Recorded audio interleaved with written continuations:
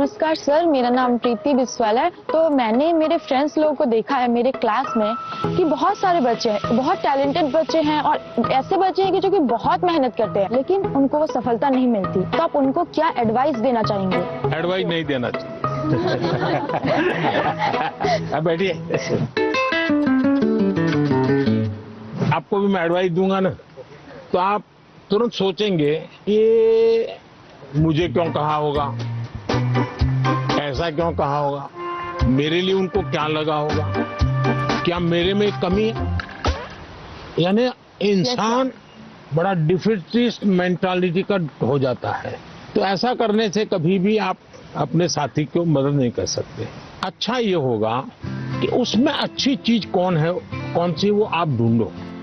5-7 दिन बात करोगे तो ध्यान में आएगा कि गाना अच्छा गाता है, याद आएगा कि कपड़े बहुत बढ़िया तरीके से पहनता है, कुछ तो अच्छा होता ही।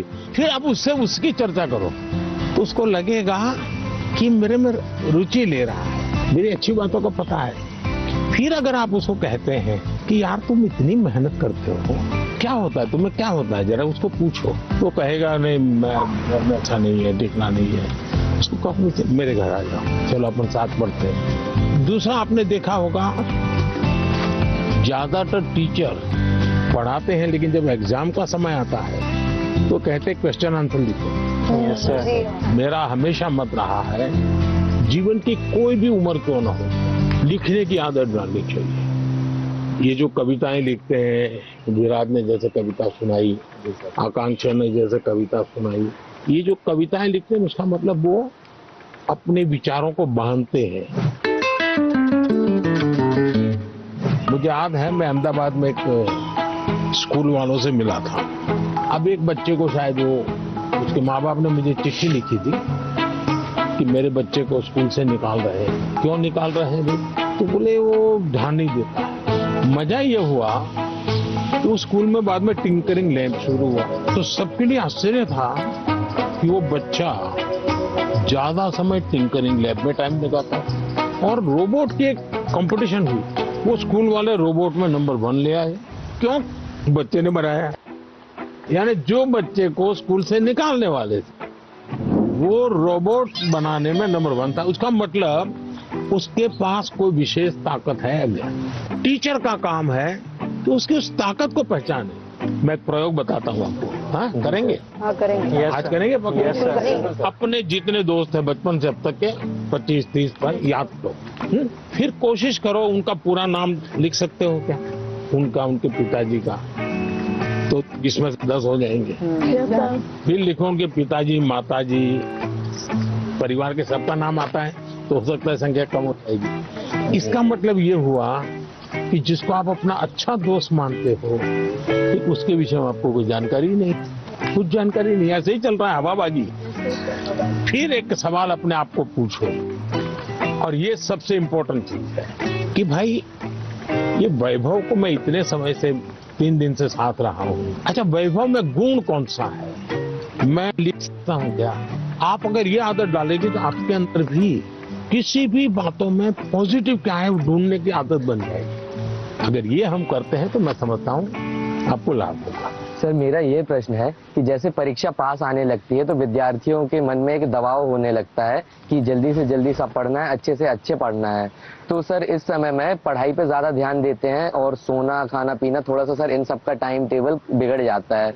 तो सर आप इतने अच्छे से अपना डे प्रोडक्टिव मैनेज कर लेते हैं, तो सर ऐसे में आप विद्यार्थियों को क्या सलाह देंगे कि किस तरीके से वो अपने पूरा दिन और पढ़ाई को अच्छे से कर सकें? पहली बात तो हर एक के पास 24 घंटे हैं। यस ये तो पता है। Yes sir. कुछ लोग 24 घंटे में बहुत अच्छा काम कर रहे हैं, कुछ लोग 24 घंटे में दिन खपाने के बाद भी लगता है कुछ हुआ ही नहीं। Yes sir. सबसे बड़ी बात है उनका कोई मैनेजमेंट नहीं होता है। जी सर। उनको कोई समझ नहीं होती। जी।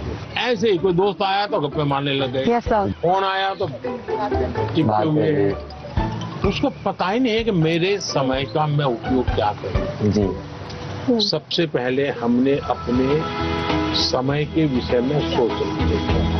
मैं अपने समय का ज्यादा से ज्यादा उपयोग कैसे करूं, इस पर बहुत सतर्क रहता हूँ। मैं बर्बाद नहीं होने देता हूँ मेरा काम। इसका मतलब ये नहीं मैं एक एक बाद एक पूंछ लगी हुई काम की। टाइम मैनेजमेंट के समय में कागज पे लिख करके तय करना है और फिर देखना चाहिए कि भाई मैंने तय किया मैं कल 3 काम तो पक्के करूंगा, 3 काम हो सकेंगे तो करूंगा और फिर दूसरे दिन मार कीजिए मैंने किए कि नहीं। क्या होता है? हमें जो प्रिय सब्जेक्ट होता है हम तुरंत उसी में टाइम लगा देते हैं जी सर। और जो सब्जेक्ट हमें बिल्कुल पसंद नहीं है उसको हाथ तक नहीं लगाते।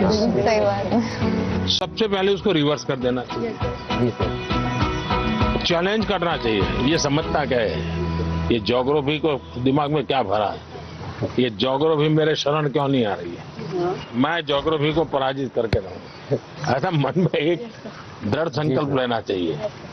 मैथमेटिक, अरे तू समझता क्या है, आजा मेरे साथ मुकाबला कर ले। अब लड़ाई शुरू करें। मन में एक भाव विजेता होना है। मुझे शरणागति नहीं स्वीकारनी है, मुझे झुकना नहीं है। 24 घंटे सबके पास ही होते हैं, लेकिन कोई 24 घंटे बहुत प्रोडक्टिव होते हैं, कुछ गप्पों में लगा देते हैं, जैसा कि सर ने कहा था। तो हमें टाइम मैनेजमेंट रखना पड़ेगा, जिससे कि क्या हो, हम जैसे अपने काम समय पे कर सकें और प्रोडक्टिव रहें पूरे 24 hours. Sir, at first, as you gave a very great answer, so for that we would do a clapping, but with a twist, which is called as the flower clapping. ये Yeah. क्यों होता है मालूम है? So this is for disabled people who can't hear.